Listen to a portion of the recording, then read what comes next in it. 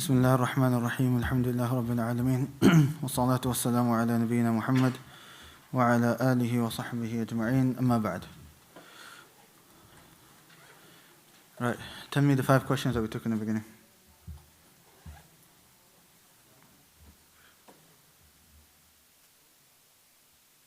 You forgot? Awab? Why do we study tawheed? Why do we study this book specifically? What are the...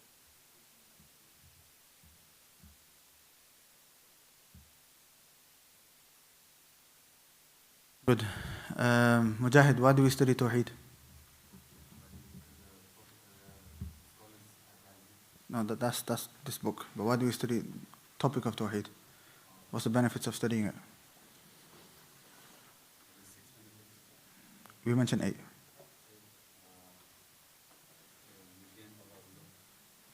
You're making stuff up in there. Right. The one next to him. What was his name again? Renman. Now. Yeah.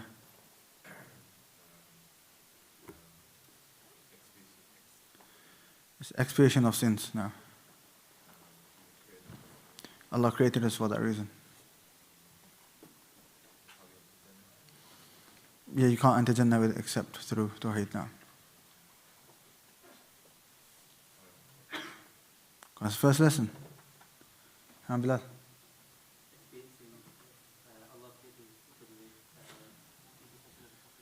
You gain intercession of the Prophet now. No, safety and guidance. You can't depart us without it. You mentioned, I think, 5. Huh? Increases your good deed now.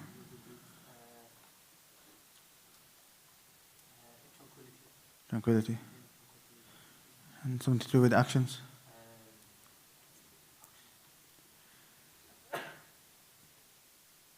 Actions are accepted without tawheed now.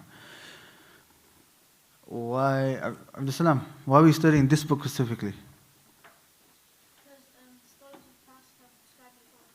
Now, they advise us to follow, study with this book, and us as beginners, we should follow the advice of the scholars. Riyadh, how's the book split?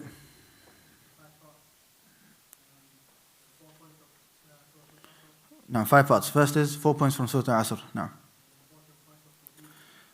then 3 important points of tawheed. Now, the importance of tawheed.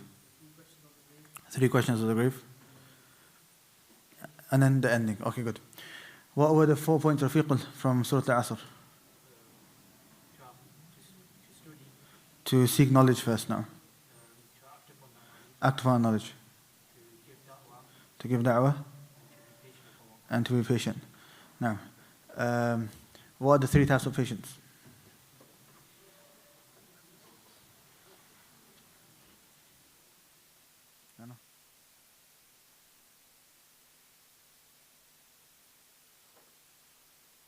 Now, upon the obedience of Allah, refrain from sin, and upon the decree of Allah subhanahu wa ta'ala.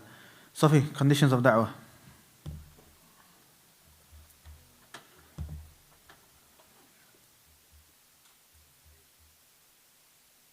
Being patient and having wisdom. No. Knowledge.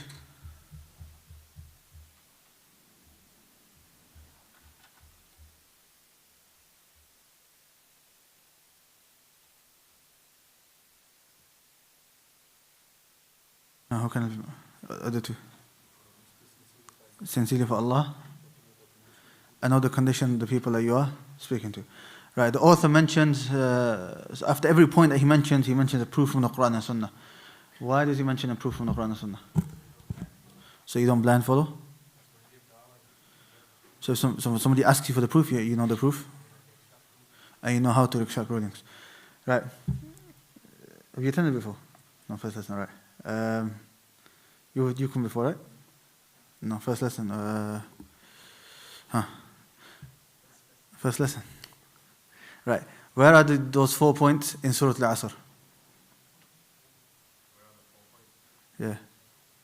So where in the surah are those 4 points mentioned? They have seek knowledge, action, da'wah, and patience. Read it and explain it to me.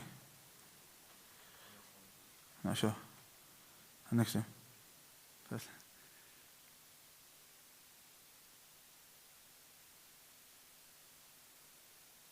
Okay, explain.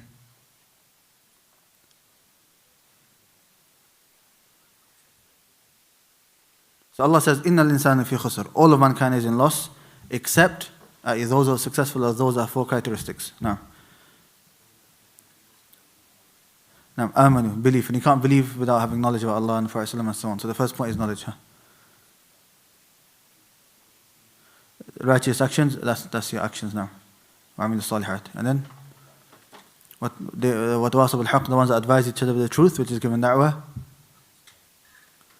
وَتَوَاصَوْا بِالصَّبْرِ, the ones that advise each other with patience.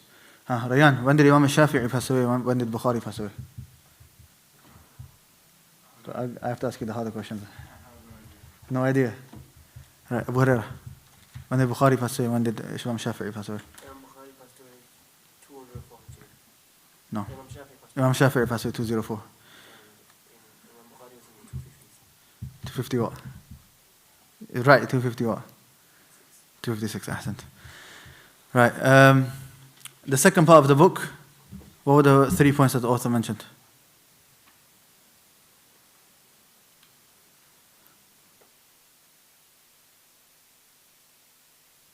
The second part of the book, اعلم رشدك الله طاعته رحمك الله, that it's obligatory upon us to know 3 matters. Last lesson.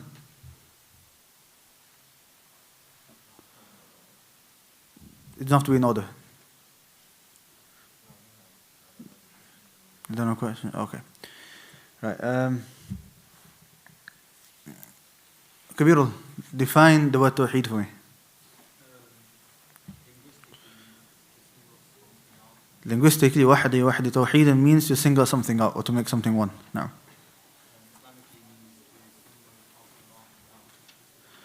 Islamically, to single out Allah subhanahu wa ta'ala as that which is specific to Him. Naeem, 3 types of tawheed.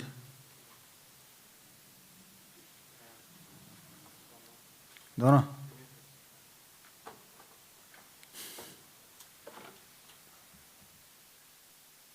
Were you here last lesson? No. Or you went, brother, okay. Were you here last lesson? Yeah, 3 types of tawheed. Rububiyyah, uluhiyyah, asma wa sifat. What, translate them? Rububiyyah is lordship, uluhiyyah is worship. Names and attributes of Allah subhanahu wa ta'ala. Abdul Salam, define tawheed al-rububiyyah, tawheed of lordship. What does it mean? What is tawheed al-rububiyyah? Lordship, what does that mean? You don't know. Okay. To single out Allah in His actions. Either Allah is the only one that creates, the only one that provides, gives life, takes life, and so on. Uluhiyyah. To single out Allah in our actions, i.e. our worship. That we make our worship sincerely only for Allah subhanahu wa ta'ala. Okay, and asma wa sifat, what's the definition?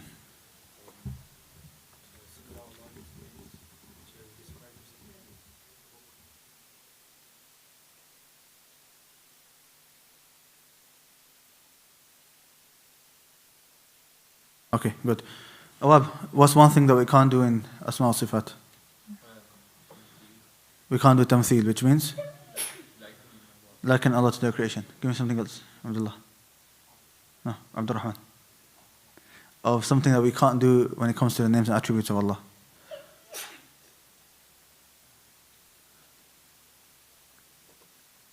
No, Abdullah.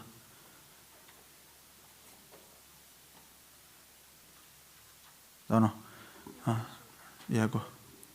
Yeah, is it your first lesson? You attended last lesson? Okay, so something else you can't do. Tahrif, which means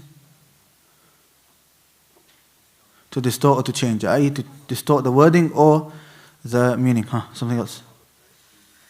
Takyif, which means ask how. Mujahid, something else. Ta'atil, to negate. Ahsan. These are 4 things that we said we can't do when it comes to the names and attributes of Allah subhanahu wa ta'ala. Riyadh, what are the 3 types of people when it comes to dealing with the non-believers? 2 extremes are those in the middle. One extreme is the violent, harm them and cheat them and so on. Now, other extreme? They're one of them. They celebrate their celebrations and so on. Right, are those in the middle? we uphold their rights, we have good minds with them, we give them da'wah, but at the same time we don't go to the extent of celebrating their celebrations and so on. Kabirul, how do we distance ourselves from the shirk and the people of shirk?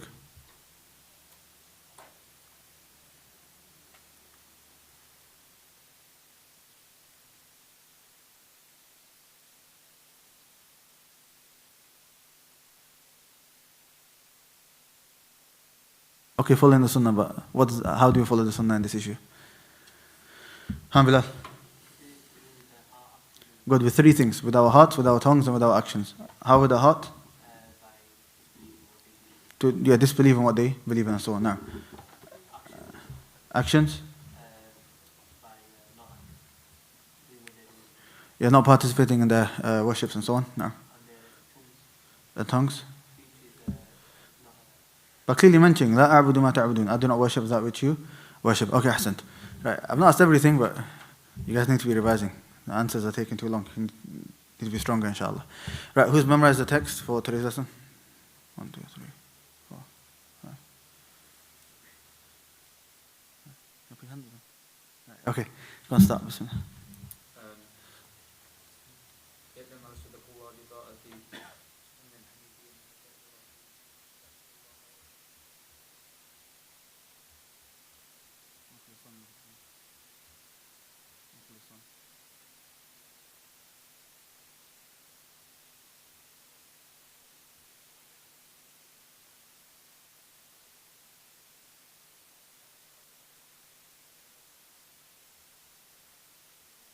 ما خلق ومن خلقت الجن والإنس إلا ليعبدون. نعم أبو هريرة كان ومعنى يعبدون يوحدون وأعظم ما أمر الله به التوحيد وهو إفراد الله كان وأعظم ما نهى عن الشرك وإبادة هذه معه ودليل قوله تعالى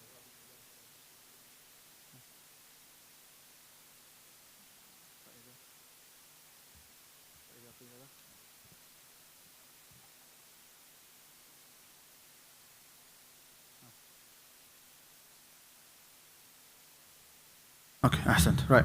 Bismillah ar-Rahman ar-Rahim. Today's lesson, we have now moved on to the third part of the book. Remember we said the book is split into how many parts? 5 parts. So we've taken the first 2 parts of the book and now we have moved on to the third part of the book. So the author, he starts off the same way. This is the third introduction. He says, know. I.e., make sure that the issues that we're going to mention now, you know these issues. And then he says, أَرْشَدَكَ اللَّهُ لِطَاعَتِهِ. May Allah direct you to His obedience. So again, he is making dua for you. That may Allah allow you to fulfill those obligations upon you and carry out those actions which are considered actions of obedience. And then he says, أَنَّ الْحَنِيفِيَّةَ مِلَّةَ إِبْرَاهِيمَ. That Hanifiya is the religion of Ibrahim. Now notice it's Hanifiya, not Hanafiya. Hanafi is somebody who follows Imam Abu Hanifa. This is Hanifiya with a kasra on the noon. And this comes in the Quran many times as well. And when does it come? It comes when Allah subhanahu wa ta'ala mentions Ibrahim alayhi salam. وَلَكِنْ كَانَ حَنِيفًا مُسْلِمًا. He was Hanif. So what is Hanifiya? Hanifiya is the name of the religion of Ibrahim alayhi salam. Right? So the religion of the Muslims is Islam.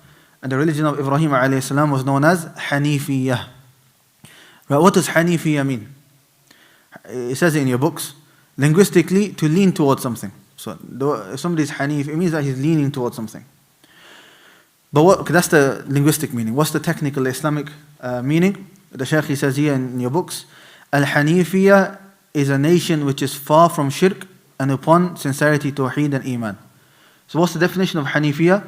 Is that, remember the linguistic meaning is to lean towards something. So Islamically, or technically the meaning of Hanifiya is that religion which has turned away from shirk and leaned towards tawheed. It's turned away from shirk and leaned towards tawheed. And then the Shaykh mentions the ayah, and there's many ayat.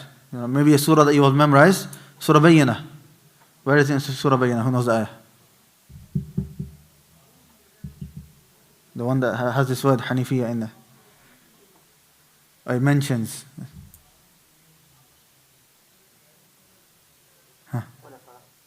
That's the word. Give me the ayah. حنفاء يقيموا الصلاة ويؤتوا What's the beginning of the ayah? وما أمروا إلا ليعبدوا الله مخلصين له الدين حنفاء. Hunafa is a plural. Okay, so وما أمروا, they have not been commanded إلا ليعبدوا الله, except to worship Allah مخلصين له الدين, making the religion sincerely for Him, حنفاء, in a state of being hanif, i.e. turning away from shirk and going towards the tawheed of Allah subhanahu wa ta'ala. Right, now we have another question. So if the religion of the Muslims, and this question is not in the book, so you have to write this down. The religion of the Muslims is Islam. And the religion of Ibrahim alayhi salam is known as Hanifiya. Is there a difference between the two religions? Or is it the same religion? Or are they different? What do you guys think?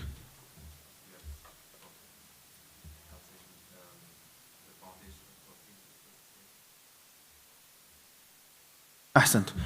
The religion of all of the prophets and messengers, the foundational message is all the exact same. The foundational message of all of the messengers is the same. The only thing that differs are the technical rulings, pray 5 times a day, or how to pray exactly. Those type of details. For example, يَا الَّذِينَ آمَنُوا كُتِبَ عَلَيْكُمُ الصِّيَامُ كَمَا كُتِبَ عَلَى الَّذِينَ مِنْ قَبْلِكُم. Or you who believe, fasting has been made obligatory upon you, or it's been prescribed upon you, just as it was prescribed upon those before you. So it's prescribed upon those before us, right? Just maybe the exact way, the time, the month, that was different, okay? But when it comes to the primary message, that was all the same. And what was that message? Allah says, وَلَقَدْ بَعَثْنَا فِي كُلِّ أُمَّةٍ رَسُولًا أَنْ يَعْبُدُ اللَّهِ وَاجْتَنِبُوا الطَّاغُوتِ. That we send, وَلَقَدْ بَعَثْنَا, we have sent, وَلَقَدْ بَعَثْنَا فِي كُلِّ أُمَّةٍ, in every single nation, رَسُولًا, a messenger. Okay, with what message? أَنْ يَعْبُدُ اللَّهِ وَاجْتَنِبُوا الطَّاغُوتِ, to worship Allah alone and to stay away from committing shirk with Him. So what does Allah say? We have sent to every nation a messenger, to tell the people what? أَنْ يَعْبُدُ اللَّهِ, to worship Allah alone and to stay away from shirk. And likewise, in a hadith of Prophet ﷺ narrated in Bukhari, hadith number 3443. Hadith number 3443. The Prophet ﷺ, he said, وَالْأَنْبِيَاءُ إِخْوَةٌ لِعَلَّاتٍ. That the prophets are all paternal brothers, meaning that their fathers are all the same. أُمَّهَاتُهُمْ شَتَّى, but their mothers are different. وَدِينُهُمْ وَاحِدٌ, and their religion is one. The Prophet ﷺ says that their fathers are all the same, their mothers are different, their religion is one. What does that mean? It means that the core message of every single prophet was the exact same. And then the mothers are different, i.e. the technical rulings, they differ depending on the time, depending on the place, and that goes back to the wisdom of Allah subhanahu wa ta'ala. وَدِينُهُمْ وَاحِدٌ, and their religion is one. So if we go back to the question I asked, is there a difference between the religion of Ibrahim alayhi salam and the religion of the Muslims? Then the answer is, in foundation, there is no difference between the two religions. Right, another question now. Again, this is not in the book, so you'll have to write this down.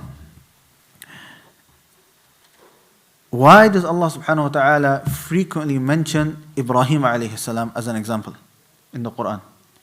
Why does Allah subhanahu wa ta'ala frequently mention Ibrahim alayhi salam in the Quran, especially when it comes to matters of tawheed? Because of the story with his father. Ahsant. Who do you hear that from? Somewhere, okay, good. Shaykh Arsini mentioned it. Ibrahim was the first messenger? What about Adam, the first prophet? The first messenger was Nuh alayhi salam. Okay, but you can still get an answer from that. Right.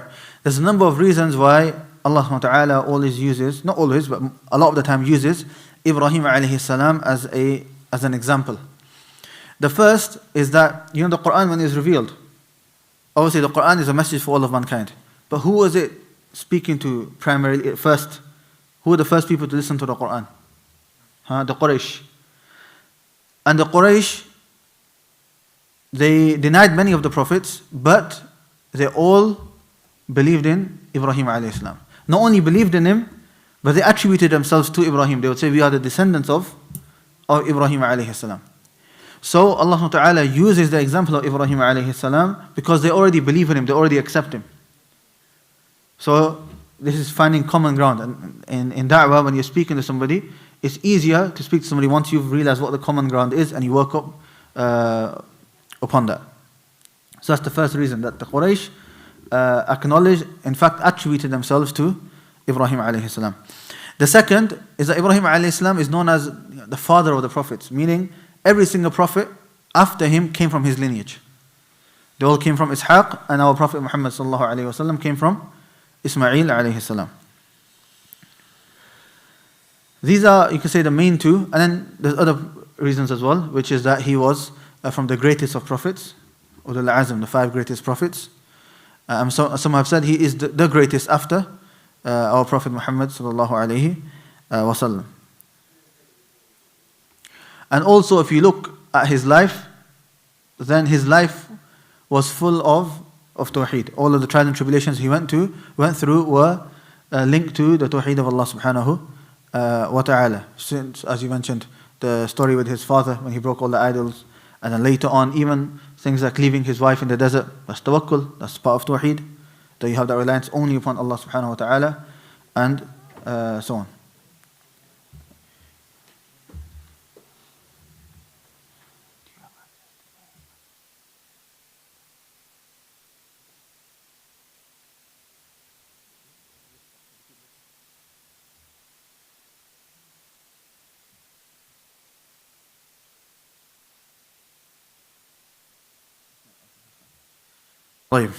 Right. Then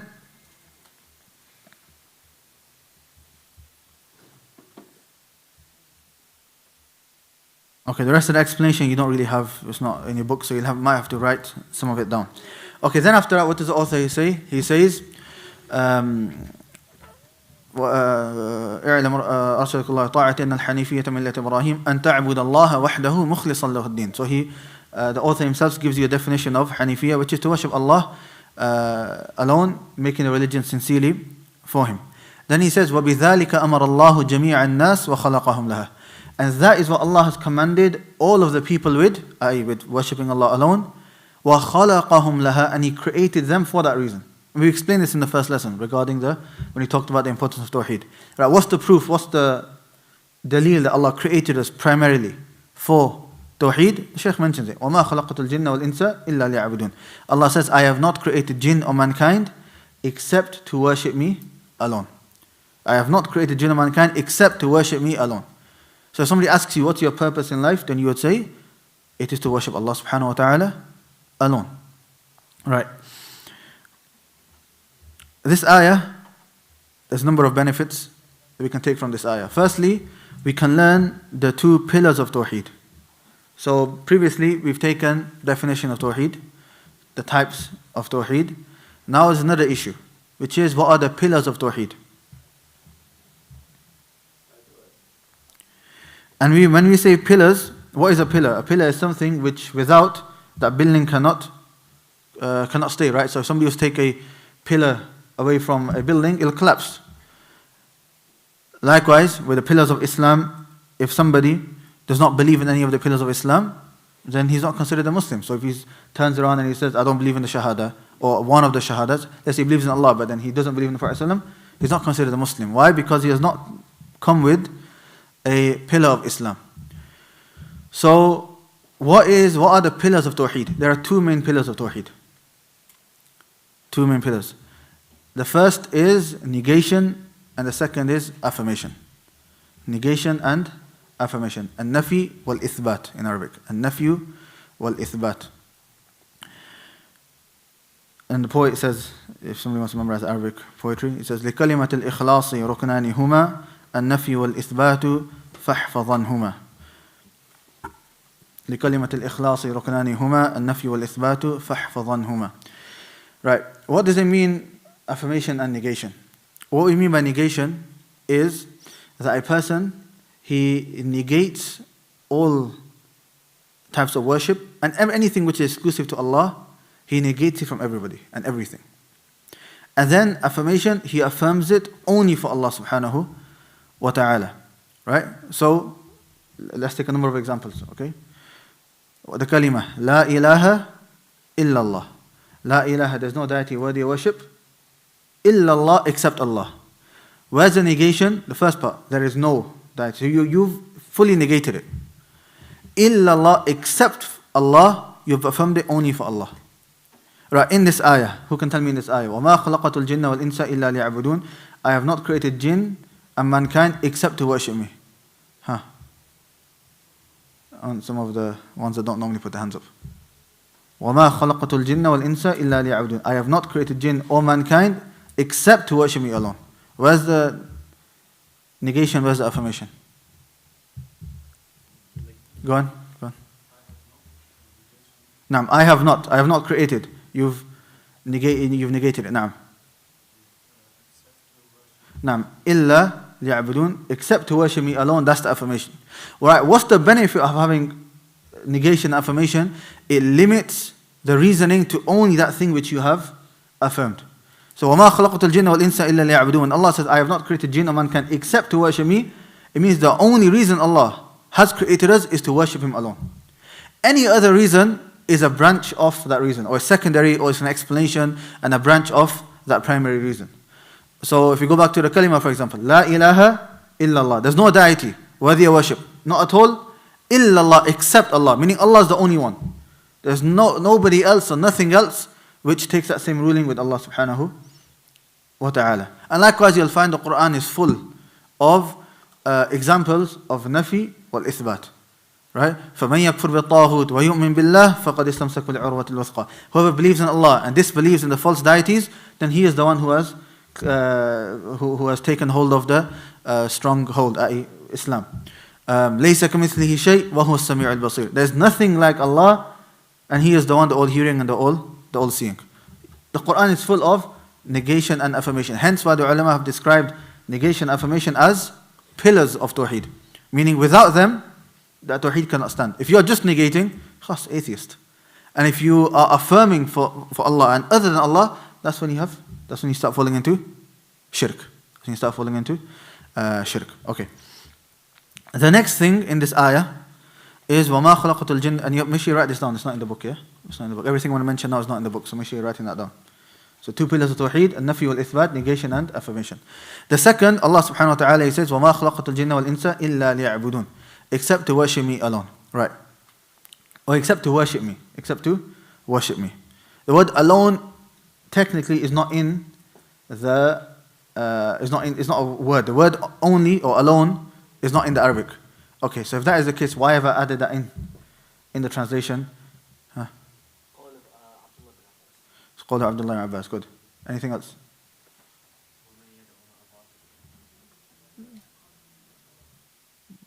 Talking about this ayah, this particular ayah. The ayah says, إِلَّا لِيَعْبُدُونَ.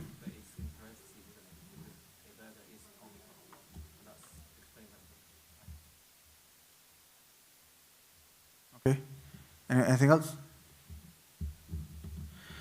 Right. There are two reasons. The first is what we just explained, nafi wal ithbat. In Arabic, when you have nafi wal ithbat, negation, affirmation, what does it do? It affirms the ruling only for the thing that you have affirmed. Okay, so that's how. So even though the word only or the word alone is not there in the Arabic, the structure of the sentence in the Arabic language gives you that meaning. Okay, that's the first, and that's why it's important to learn the Arabic language, not to rely upon translations. Because if you were to translate word for word, right, the word alone will not be there. And I don't know if that is a rule in English, whether you have when you affirm and negate, the meaning is only. I don't know. Maybe it isn't. But that doesn't matter. What matters is the Arabic. So when the Arabs speak and they have affirmation and negation, then it gives you the meaning of only. Affirmation, al-ithbat, and negation, al-nafi. Nun fa ya. The second is that this was the tafsir of the Sahaba radiallahu anhum as well. The tafsir of the Sahaba radiallahu anhum as well. And more specifically, Ibn Abbas radiallahu anhuma. Ibn Abbas has narrated in the tafsir of Imam al-Baghawi, he said, every worship in the Quran, every time the word worship comes in the Quran, فَمَعْنَاهَا التَّوْحِيد. And the meaning is tawheed, i.e. only for Allah subhanahu wa ta'ala. Monotheism, right? Only for Allah subhanahu wa ta'ala. So that's how the Sahaba radiallahu anhum also understood the ayah to mean. So it's not a meaning that has come that we've made up, or somebody in last centuries made up, or somebody before has made up. This is from the Sahaba radiallahu anhum themselves. That's what they explained the ayah to mean. Right, another issue. What is the meaning of worship? What is an act of worship? What's the definition of worship? In the group today, I sent a few pictures, right, a few notes. One of them, the one that's titled worship, all of this is written with the references there. So if you want to write out the references, everything, it's all in there, inshallah. Okay, well, what is the meaning of worship? Shaykh al-Islam ibn Taymiyyah rahimahullah, he defines worship in his book Al-Ubudiyya, and he says worship is اسم جامع لكل ما يحبه الله ويرضاه من الأقوال والأعمال الظاهرة والباطنة. He says it is a comprehensive noun. I'll say it slowly so you can write it down and I'll explain it. A comprehensive noun. A comprehensive noun لكل ما يحبه الله, for everything which Allah loves. For everything which Allah loves and is pleased with. Not writing down. Yeah. Islam. You got a pen? Alright. A comprehensive noun for everything which Allah loves and is pleased with, from sayings and actions, or from statements and actions, both hidden and apparent. Both hidden and apparent. Or you could say inner actions and outer actions. Both hidden and apparent. Right, what does that mean? It is a ismun jami'. It is a comprehensive noun. Meaning it's a word, one word, but it includes a number of different things. Right, what are these things? Everything which Allah loves and is pleased with. Anything which Allah loves and is pleased with, that's considered an act of worship. Otherwise Allah would not love it. Right? So from the things Allah loves and is pleased with is salah, reciting Quran, giving sadaqah, having good manners with people. Allah loves that. Hence, you are rewarded and it's considered an act of worship.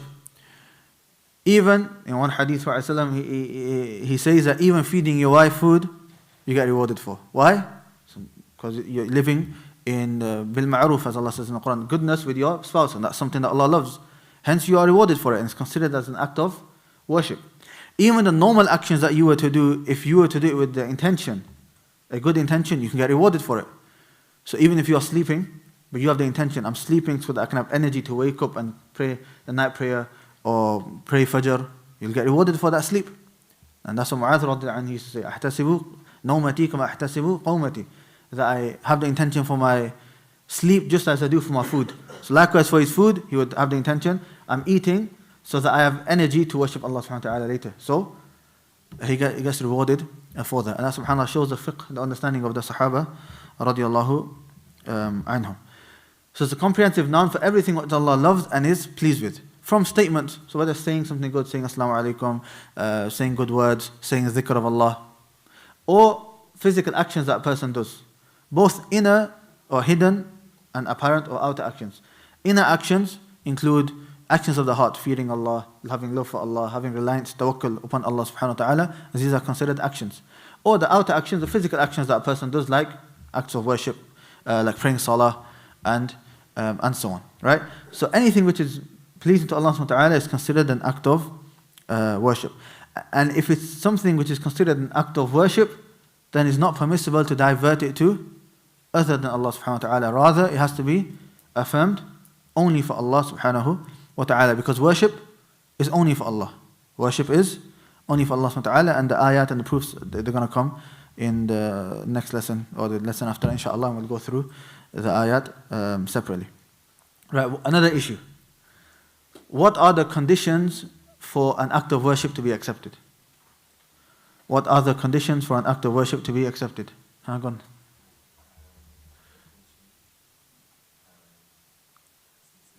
Good. That's the first one. Al-Ikhlas. That is your intention, being sincere. How about her? What's that in Arabic? أحسنت. متابعة. الإخلاص والمتابعة. Ikhlas, the action has to be sincere for Allah, and mutaba'ah, he has to be following the sunnah of the Prophet sallallahu alaihi wasallam. So if a person is sincere in an action, but he doesn't do it the way the Prophet sallallahu alaihi wasallam did it, it doesn't matter. The intention doesn't matter here.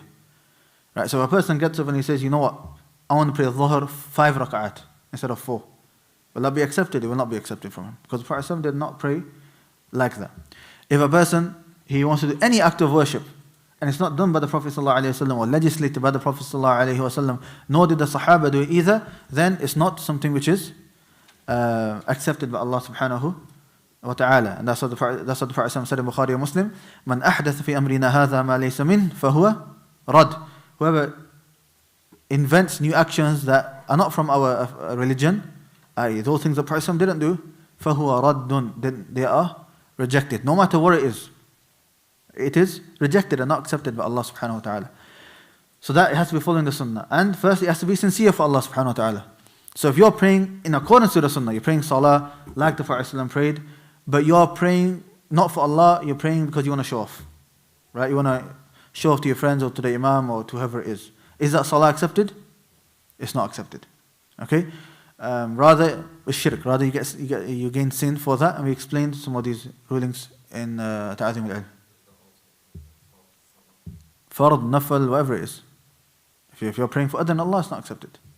But we did talk about if it is sincerely for Allah, and then shaitan comes and makes you want to show off, and you fight off that intention, and you rectify intention, then that's accepted. We explained that in the other lesson. You mentioned like good manners. Where do you do good manners? Then there's no reward for it. But is it common? Say if you do it for the sake of that person, just being nice. It won't come under shirk because even at that time, even for that time you don't remember that it's from the religion. Generally, you know that interacting with people is permissible in the religion and you should have good manners. So it's permissible. It's something. It's because it's not act of worship in of itself. It's something which is mubah. There's a primary act of worship and the second. No, it's not an act of worship. Interacting with someone is not act of worship in of itself. I mean, So it doesn't need the intention. having good manners, right? It can be an act of worship. It can be an act of worship. No, But the asl is not act of worship. the asal is that it's interacting with people. It's like eating. You're eating. You don't need intention. If you don't have an intention, you just ate. That's fine. No, just the Shaykh al-Islam's, he said that everything that Allah will, No. and then you mentioned good manners. أحسنت صح صح Clarifying whether صح صح نعم نعم يؤمن بالشرك نعم. Okay, so the two conditions are what? إخلاص المتابعة. The action has to be sincerely for Allah, and it has to be following the sunnah of the Prophet sallallahu alaihi wasallam. Okay, let's read what the Shaykh says. He says, after the ayah, the meaning of worship is to single out Allah with all worship. And we explained that's a statement of Ibn Abbas. Then he says, the greatest of that which Allah has ordered us with. So now we've established that Allah has created us to worship Him alone. Right. What's the best type of worship? What's the most important type of worship that Allah has legislated? The Shaykh, he says, tawheed, which is a singular Allah with all worship. We explained the meaning of tawheed in the previous lesson. So the greatest action is tawheed. What's the proof? Proofs are many. The fact that it's the first pillar of Islam. The fact that the Prophet called to it for 10 years, and all of the other rulings of Islam came after 10 years. Salah was prescribed when?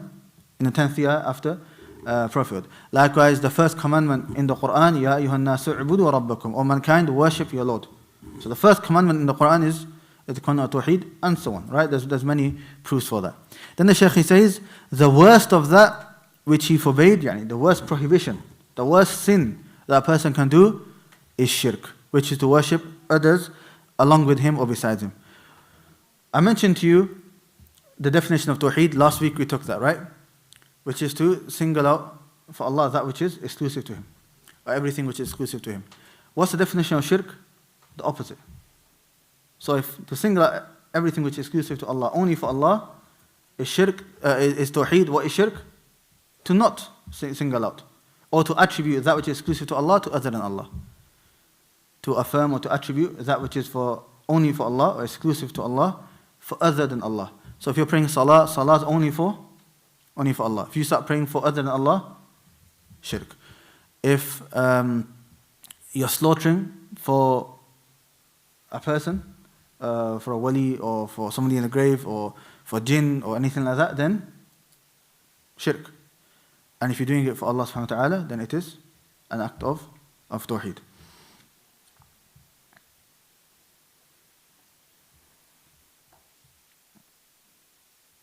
Now, you have a few other issues. You'll have to write this down as well. What are the different types of shirk? What are the different types of shirk? Now, shirk can be divided into many different types, depending on the angle that you are looking at it from.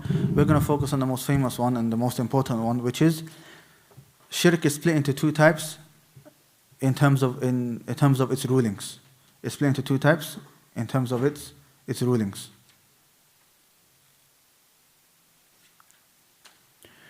Major shirk and minor shirk. Shirk akbar and shirk asghar, minor shirk.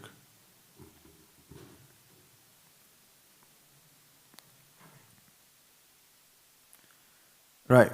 What's the difference between major shirk and minor shirk? We're going to mention, there's many differences, but for now, we're just going to mention three main differences between the two. The first difference is that major shirk takes you out of the fold of Islam.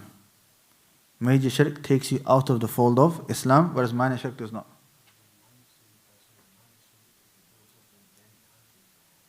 We'll talk about that later, inshallah. Let's write this down first. Major shirk takes you out of the fold of Islam. Minor shirk does not take you out of the fold of Islam. So, for example, if a person is praying salah and he's showing off, right? He's praying salah and then his dad walks in, so he wants to impress his dad, so he elongates, lengthens his salah and so on. Right? That is minor shirk. Does that make him a kafir? It doesn't make him a kafir. Okay? But it's minor shirk. The second difference between the two is that minor shirk nullifies the action that minor shirk took place in. So it nullifies the action that minor shirk was done in, whereas major shirk nullifies all of a person's actions. Major shirk nullifies all of a person's actions. Minor shirk nullifies that specific action. Major shirk nullifies all actions. So in the same example, let's stick with the same example. A person shows off in that salah, right? That salah in of itself is not accepted. Right? What about the salah he prayed before that? He prays dhuhr 2 or 3 hours before that. That's fine. It doesn't have an effect on that. Right? What if a person does major shirk and he dies upon that major shirk? None of his actions are accepted. That's what Prophet said, وَإِنَّ أَحَدَكُمْ لَا يَعْمَلُ بِعَمَلِ أَهْلِ الْجَنَّةِ حَتَّى مَا يَكُونُ بَيْنَهُ وَبَيْنَهَا إِلَّا ذِرَاعٌ فَيَسْبِقُ عَلَيْهِ الْكِتَابُ فَيَعْمَلُ بِعَمَلِ أَهْلِ النَّارِ فَيَدْخُلُهَا رواه البخاري ومسلم. That a person, he does the actions his whole life of the people of paradise, and then he does the actions of the people of hellfire, and that causes him to enter the hellfire. So even though he did 70 years of good deeds, before he passes away, if he commits major shirk, all the 70 years are not accepted, and they are nullified.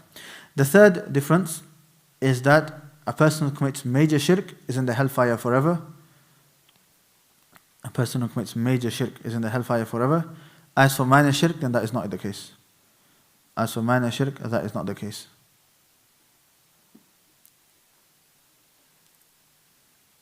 The person who commits major shirk is in the hellfire forever. As for a person who commits minor shirk, then that is not the case. Okay? Now, so these are three main differences. There are a few other differences, but these are three main differences between major shirk and minor shirk. And one more issue, inshallah, for today. The question is, what is the greatest sin? What is the greatest sin? And you can probably work out from the topic that we're talking about, the answer is shirk. The answer is shirk. And that's what the author says here. The worst of that which he forbade is shirk. It's worse than disobeying your parents. It's worse than zina. It's worse than killing. It's worse than any of the other sins. Right? Have I made that up, or was there a proof for it? There's many proofs. From them is the Prophet ﷺ was asked. The Prophet ﷺ was asked, أي ذنب أعظم, which is the greatest sin عند Allah, according to Allah. And the Prophet ﷺ said, أن تجعل لله ندا وهو خلقك, to make a partner with Allah whilst He has created you. To commit shirk with Allah, whilst He is the one that has created you. And that person added this part to make a person think that how can you even dare to commit shirk with Allah? He's the one that created you, took care of you, and what, you want to commit shirk with Him?